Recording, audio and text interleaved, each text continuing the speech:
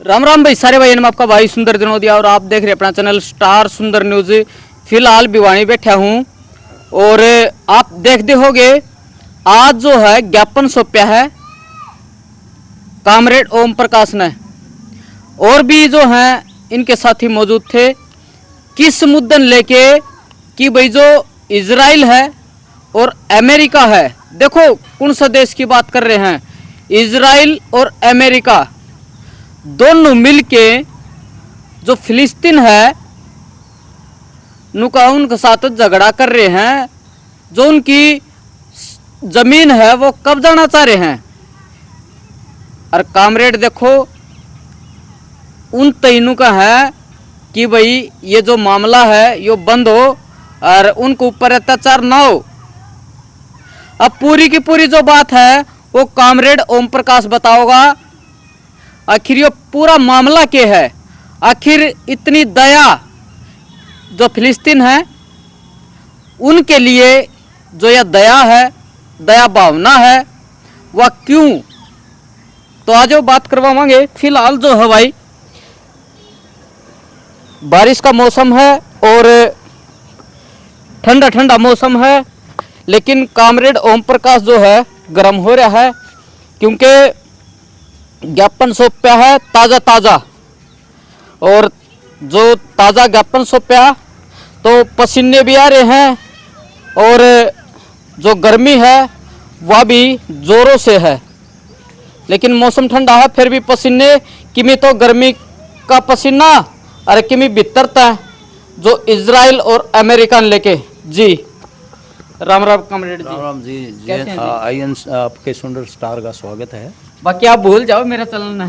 ना ऐसा नहीं है, आप हमेशा गरीबों की, आम जनता की आवाज़ उठाते हो। सुंदर स्टार अपने दर्शकों को बहुत अच्छे कार्यक्रम दिखाता है। देखो जो अपन है अपना जीवन मिला है, कुछ अच्छा काम कर लिया, लेकिन लोग तो बुरा भी अच्छा करते करते बुरा सोचने लग जाए हैं।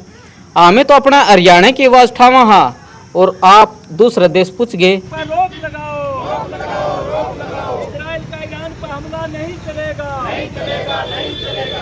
बंद करो, ईरान पर हमला करना बंद करो, बंद करो, बंद करो। अमेरिका जोड़ी मुर्दाबाद, मुर्दाबाद, मुर्दाबाद। इजराइल के ऊपर रोक लगाओ, रोक लगाओ, रोक लगाओ। इस पर रोक लगाई जाए। भारत विश्व गुरु बनने जा रहा है तो कह रहे हैं हमारे प्रधानमंत्री को उसके ट्रंप भी मित्र हैं, उसके बेंजामिन नेतन्याहू भी मित्र हैं इजराइल के, पुतिन भी उसके मित्र हैं। जब मित्र हैं तो उनको इकट्ठा करके ये युद्ध क्यों नहीं रोक रहे, ये आज हम हमारे प्रधानमंत्री से पूछते हैं, राष्ट्रपति के माध्यम से। देखना सामने ये राष्ट्रपति महोदया को कित इजराइल, कित अमेरिका और कित फिलिस्तीन, आखिर ये पूरा मामला क्या है? आपने को कर दया भावना आई उनके लिए और गलत क्या हो रहा है? सुंदर भाई ऐसा है कि ये जो दुनिया में जो घटनाएं चल रही हैं, चाहे वो यूक्रेन रूस का युद्ध हो, चाहे फिलिस्तीन की जनता का नरसंहार हो, और अब ईरान के ऊपर इजराइल ने हमला कर रखा है, इससे हमारे देश के हित भी प्रभावित होते हैं। कैसे? वो इसलिए प्रभावित होते हैं कि जैसे हम तेल मंगाते हैं, अब वो ईरान के ऊपर हमला करने से जो है तेल महंगा हो गया है। और ईरान एक ऐसी जगह है जहाँ 4 बंदरगाह है, जो हमारा भी उसमें जो है इन्वेस्टमेंट लग रहा है। और जल डमरू मध्य मार्ग जो है वो यूरोप में व्यापार करने के लिए हमें ज़रूरत है। अच्छा। यूरोप के देशों से व्यापार करने के लिए वो रास्ता ईरान से होकर के जाता है। अच्छा। तो अगर यहाँ युद्ध होता है और यहाँ तक स्थिति है कि कई देश इसका विरोध कर रहे हैं, कई देश समर्थन कर रहे हैं, तो ऐसा ना हो तीसरा युद्ध, विश्व युद्ध शुरू हो जाए। इसलिए हमारे देश की इकोनॉमी को भी ये प्रभावित करेगा। निश्चित तौर पर महंगाई बढ़ेगी और हमारे देश के लोग जो वहाँ काम कर रहे हैं ईरान में, उनका रोजगार छूटेगा, वो भागेंगे वहाँ से। इसलिए विदेशी मुद्रा भी हमें नहीं मिलेगी। और ईरान एक ऐसा देश है जिससे हम अनाज के बदले में, रुपए के बदले में तेल मंगाते रहे संकट के टाइम, और वो हमारा पुराना मित्र है। कश्मीर के सवाल पर भी वो हमारा समर्थन करता है, पाकिस्तान का समर्थन नहीं करता। अच्छा। और वो रूस की तरह ही हमारा स्थायी मित्र है ईरान। तो इसलिए हमें ईरान के ऊपर जो अवैध तरीके से, ज़बरदस्ती तरीके से जो इजराइल हमला कर रहा है, उसके सेना के बड़े बड़े कमांडर मार दिए, उसके परमाणु वैज्ञानिकों को मार दिया, नागरिक बस्तियों में और परमाणु जो उसके जो कारखाने हैं उन पर हमला कर रहा है। तो और वो ये कह रहा है कि ये परमाणु शक्ति संपन्न नहीं हो सकता, जबकि इजराइल एक छोटा सा देश है, 1 करोड़ से कम आबादी है, वो परमाणु शक्ति संपन्न है। तो दूसरा देश अपने शांतिपूर्ण कार्यों के लिए, ऊर्जा बनाने के लिए, बिजली बनाने के लिए अगर परमाणु शक्ति का उपयोग करता है तो उसको रोकने का क्या अधिकार है? ये अमेरिका की शय पर करता है। इजराइल को अमेरिका हर साल $3.5 अरब सहायता करता है आर्थिक। अभी $17 अरब उसको हथियार खरीदने के लिए अमेरिका ने दिए हैं। अच्छा। हाँ, और ये जो फिलिस्तीन और इजराइल का मामला है ये बहुत पुराना मामला है। दुनिया में ब्रिटेन जो है वो फिलिस्तीन उसकी कॉलोनी होता था, और जर्मनी में यहूदियों को का कत्लेआम किया हिटलर ने, तो वहाँ के कुछ यहूदी और दुनिया भर के यहूदी वहाँ इकट्ठे होकर के कहने लगा कि हम अपना देश बनाएंगे। और वो फिलिस्तीन की धरती है, लेकिन अच्छा। पट्टे पर अमेरिका इंग्लैंड ने उनको दे दिया। फिलिस्तीन की कितनी है जनसंख्या? वहाँ जो यरूशलेम है वो फिलिस्तीनियों का अधिकार था उस पर, वो जमीन जो है वो सारी फिलिस्तीनियों की है। इजराइल ने वहाँ अपना देश स्थापित करके धीरे धीरे इजराइल ने फिलिस्तीनियों की गाजा पट्टी और वेस्ट बैंक पर भी कब्जा कर लिया। उनको आने जाने नहीं दे रहा। 1967 में एक समझौता हुआ था, क्योंकि यरूशलेम एक ऐसी पवित्र जगह है जहाँ 3 धर्म मिलते हैं, वहाँ एक संगम है, यहूदी धर्म, ईसाई धर्म और मुस्लिम धर्म। और उसमें ये तय हुआ था 1967 में कि पूर्वी यरूशलेम जो है वो फिलिस्तीनियों की राजधानी होगी। दोनों देशों का अस्तित्व मान्य था कि इजराइल जिसको वो भूमि दी गई है उसके अलावा वो फिलिस्तीनियों की भूमि पर कब्जा ना करे। लेकिन इजराइल बाज नहीं आ रहा, अमेरिका की शय पर फिलिस्तीनियों को वहां से खदेड़ने की कोशिश करता है। कितनी जनसंख्या है उनकी? अभी 1 करोड़ से कम ही है फिलिस्तीन की जनसंख्या। 90-95 लाख है।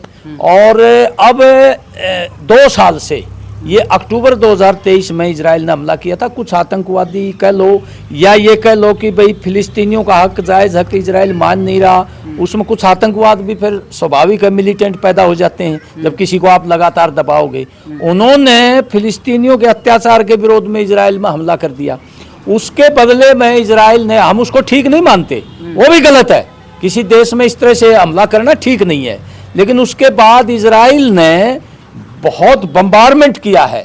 55,000 से ज़्यादा लोग मर गए। और इजराइल वहाँ के अस्पतालों पे, वहाँ के स्कूलों पे, आम नागरिक ठिकानों पे मिसाइल हमले कर रहा है, बम्बारमेंट कर रहा है। ज़्यादातर महिलाएं, बच्चे, वृद्ध बहुत संख्या में मर गए वहाँ, और लाखों, मतलब कह लो हज़ारों घर छोड़ के चले गए। उसको एक कब्रिस्तान की तरह बदल दिया, शमशान की तरह बदल दिया फिलिस्तीन को। ना अंतर्राष्ट्रीय मदद पहुंचाने देते हैं। और ये अंतर्राष्ट्रीय जो हमारा यूएनओ है उसके बाकायदा प्रस्ताव हैं कि इजराइल ये गैरकानूनी काम कर रहा है, उनकी मातृभूमि से उनको खदेड़ने का काम कर रहा है, लेकिन उसके बाद भी इजराइल मान नहीं रहा। और हमारा जो देश है भारत, परंपरागत रूप से हमारे देश की विदेश नीति थी कि तीसरी दुनिया के देशों को इकट्ठा करके एक गुटनिरपेक्ष आंदोलन बनाया था कि जो रशिया की तरफ भी नहीं थे, अमेरिका की भी तरफ नहीं थे, उन देशों को हमारे प्रथम प्रधानमंत्री पंडित जवाहरलाल नेहरू ने इकट्ठे करके एक गुटनिरपेक्ष आंदोलन बनाया था। उस गुटनिरपेक्ष आंदोलन का उद्देश्य था कि दुनिया में एक ठाडा देश, ताकतवर देश गरीब देश को न दबाए और दुनिया में शांति रहे, युद्ध ना हो। वो एक तरह से यूएनओ की भूमिका निभा रहा था। यूएनओ ज्यादा शक्तिशाली नहीं है, वो अमेरिका, ये जो 5 वीटो पावर हैं, अमेरिका, ब्रिटेन, रूस, चीन और इंग्लैंड, ये कोई भी एक अगर सहमत नहीं हो तो वो प्रस्ताव पास नहीं होता यूएनओ में। तो इसलिए जो है ये बाकायदा इजराइल को अमेरिका सह देता है, और अब उनकी भावी पीढ़ियों को खत्म करके वो उसकी भूमि पर कब्जा करना चाहते हैं। हमारा देश की विदेश नीति शुरू से फिलिस्तीन के समर्थन में थी, यूएनओ के प्रस्ताव को समर्थन करते थे। और फिलिस्तीन का एक बहुत बड़ा नेता था यासिर अराफात, वो पीएलओ का नेता था, फिलिस्तीनी लिबरेशन ऑर्गेनाइजेशन।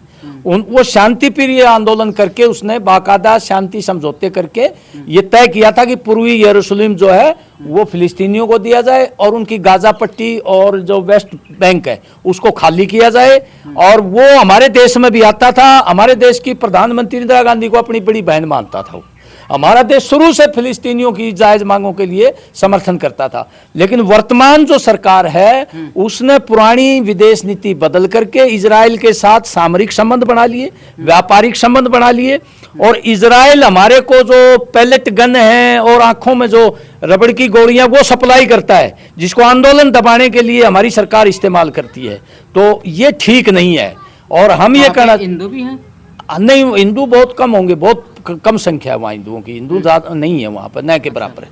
कामरेड जी, जो वीडियो देख रहे हैं वे नू भी कमेंट करेंगे कि अपना याड़ की समस्या दूर को नहीं होती, कामरेड जो है कि दूसरे देश की वो बात कर। देखिए सुंदर जी, ऐसा है, वो कमेंट करने वाले रुकेंगे नहीं। वो एक तरफ तो कहते हैं कि मोदी साहब का डंका बजता है दुनिया में, और मोदी साहब भारत को विश्व गुरु बनाना चाहते हैं।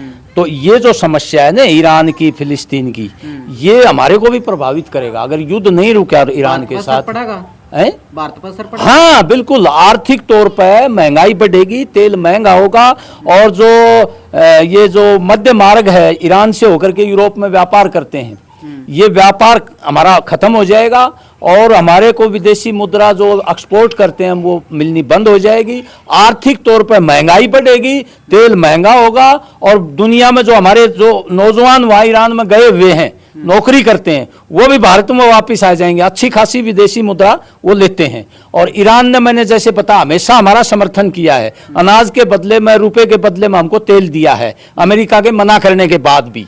तो इसलिए ये युद्ध भारत को बहुत ज्यादा प्रभावित करेगा, व्यापारिक तौर पर भी, और महंगाई और इन सवालों को लेकर अर्थव्यवस्था हमारी चौपट हो जाएगी। ज्ञापन किसको सौंपे आपने? ज्ञापन आज हमने भारत की कम्युनिस्ट पार्टी, मार्क्सवादी और भारतीय कम्युनिस्ट पार्टी की तरफ से आज पूरे देश में ये इस युद्ध के खिलाफ आज हमने प्रदर्शन किए हैं। फिलिस्तीन की जनता को जो ना का अत्याचार बंद हो, नरसंहार बंद हो, उसको उसका अधिकार दिया जाए, और ये युद्ध तुरंत रोका जाए। इजराइल की जो बम्बारमेंट है, इसी तरह ईरान पर जो बम्बारमेंट कर रहा है एक तरफा तौर पर इजराइल, इसको रोका जाए। और ये भारत आज स्थिति में है क्योंकि हमारे लोग कहते हैं कि भाई ट्रंप का मित्र है हमारा प्रधानमंत्री, बेंजामिन नेतान्याहू का मित्र है, उधर पुतिन के साथ भी दोस्ती है।